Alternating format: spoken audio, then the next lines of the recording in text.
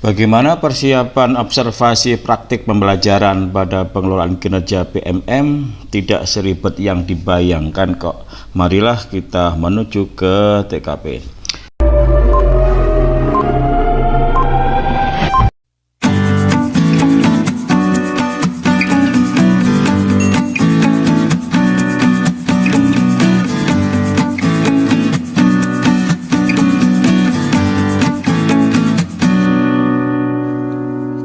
Assalamualaikum warahmatullahi wabarakatuh. Jumpa lagi dengan channel Sahabat Pembelajar. Sobat pembelajar sekalian, kali ini kita akan belajar lagi tentang pengelolaan kinerja melalui platform Merdeka Mengajar. Seperti yang pernah saya bahas sebelumnya, bahwa pengelolaan kinerja guru dan kepala sekolah itu terdiri dari 3 tahap. Tahap pertama itu adalah tahap perencanaan, tahap kedua adalah pelaksanaan, dan tahap ketiga adalah penilaian. Nah, perencanaan sudah kita lakukan pada bulan Januari. Nah, sekarang pada bulan Februari mulailah pada tahap pelaksanaan. Nah, untuk tahap pelaksanaan ini dimulai dari persiapan observasi praktek pembelajaran sebelum nantinya dilaksanakan observasi dan pasca observasi. Bagaimana langkah-langkahnya? Marilah kita pelajari bersama-sama.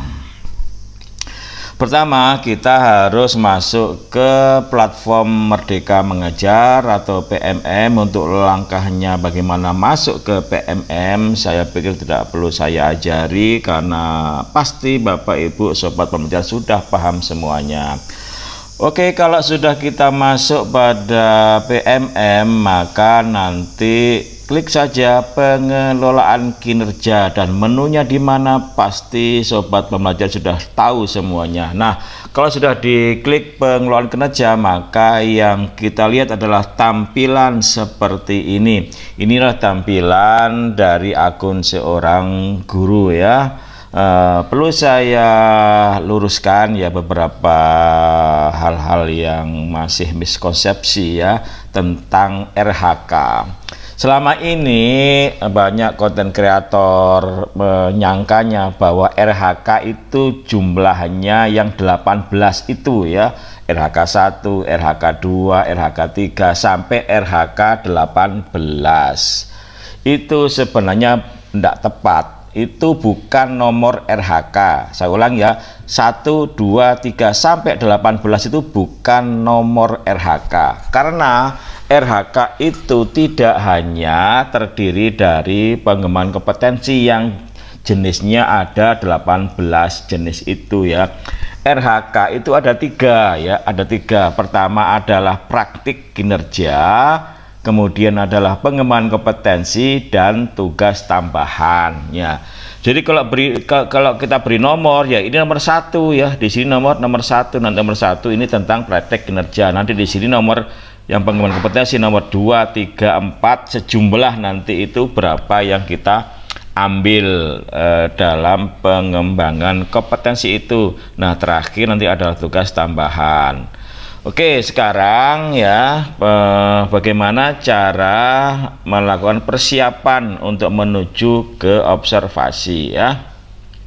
Oke, untuk menuju ke persiapan observasi, maka klik saja ini ya yang saya kasih kotak merah, saya kasih tanda panah. Nanti klik aja cek langkah observasi. Maka nanti muncul seperti ini. Nah, ini kebetulan yang dipilih untuk RHK praktek pembelajaran ya. Jadi praktek pembelajaran atau praktek kinerja itu merupakan salah satu dari RHK ya, tidak hanya pengembangan kompetensi ya. Kemudian pengembangan setelah diklik praktek kinerja itu, sekarang yang dipilih adalah penerapan disiplin positif. Klik saja ini ya, klik, nanti akan muncul seperti apa. Nah, ini adalah indikator atau rubrik dari prinsip-prinsip disiplin positif. Nanti inilah yang diamati terhadap guru yang memilih pengelolaan kelas yang berfokus pada disiplin positif. Apa yang harus dilakukan, apa yang harus dihindari, semua ada di sini ya. Di sini ada tiga komponen. Yang pertama adalah guru melakukan refleksi dinamika kelas untuk menerapkan kesepakatan kelas. Yang kedua, guru melakukan penguatan positif terhadap perilaku yang sesuai dengan atau mendukung kesepakatan kelas. Yang ketiga, guru memfasilitasi peserta didik menyadari konsekuensi dan memperbaiki perilaku melanggarnya atau restitusi. Jadi Bapak sekalian, konsep dari disiplin positif ini ada 3. Nanti ini yang perlu dipahami bagi guru-guru yang memang mengambil RHK praktek pembelajaran yang terkait dengan disiplin positif. Yang pertama itu adalah guru nanti harus membuat kesepakatan kelas gitu ya. Nah, dalam membuat kesepakatan kelas apa-apa yang harus dilakukan di sini sudah ada semua, nanti tinggal dibaca ya. Misalkan guru mengajak peserta didik melakukan refleksi dinamika kelas dan selanjutnya. Nah, kemudian nanti guru harus mampu juga memberikan penguatan positif ketika anak-anak itu mematuhi kesepakatan kelas, dan guru juga memberikan konsekuensi yang sudah disepakati bila ada anak itu yang melanggar kesepakatan kelas. Ingat, ini tidak ada lagi hukuman ya, tidak ada lagi hukuman dalam konsep disiplin positif.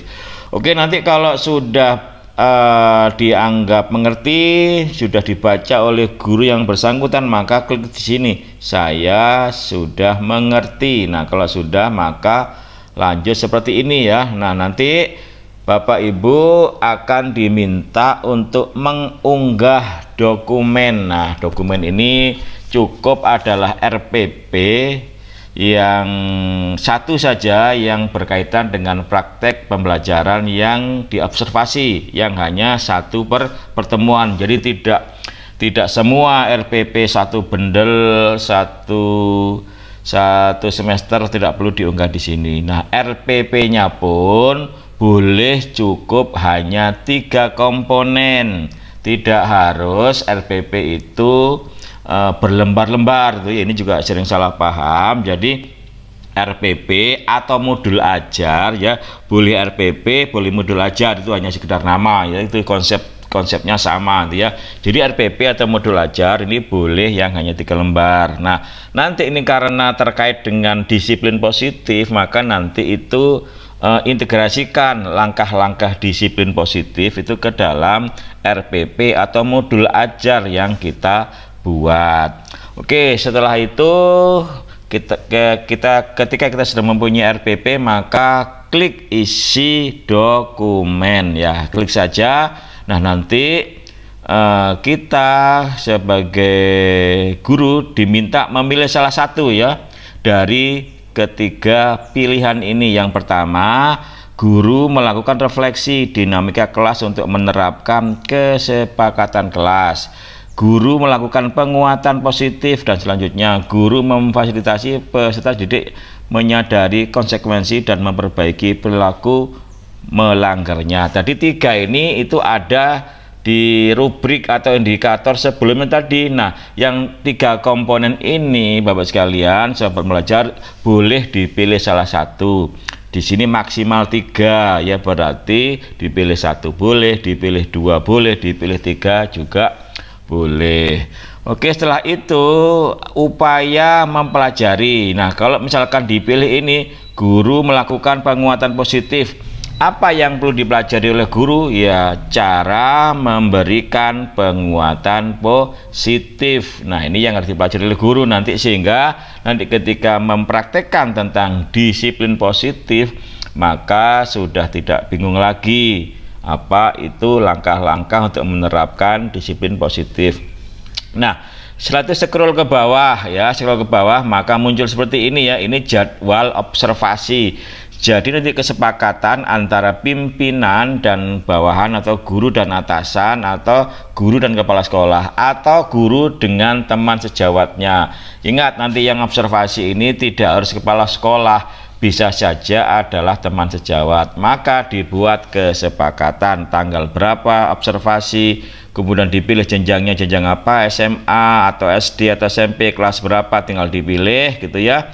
kemudian diisi. Di sini kalau memang ada yang perlu diisi tapi ini optional ya, tidak harus ditulis ya. Kemudian ini harus ditulis, ini mata pelajaran ditulis, nanti di sini di catatan lain ini optional. Nah, setelah itu Bapak sekalian unggah RPP di sini atau modul ajar. Jadi RPP boleh, modul ajar juga boleh. Boleh juga hanya 3 komponen. Yang penting nanti integrasikan konsep atau langkah-langkah disiplin positif di RPP yang Bapak Ibu unggah. Oke, setelah itu maka nanti simpan draft kalau memang ini belum final. Tapi kalau sudah final maka klik kumpulkan. Ini tombolnya masih belum nyala biru, masih hijau, masih abu karena ini belum final. Nanti kalau sudah kita klik unggah, kemudian kita ambil RPP atau modul ajar yang akan kita unggah, otomatis di sini akan muncul tombol warna biru kumpulkan. Oke, sampai di sini mudah-mudahan bermanfaat. Saya akhiri, wassalamualaikum warahmatullahi wabarakatuh.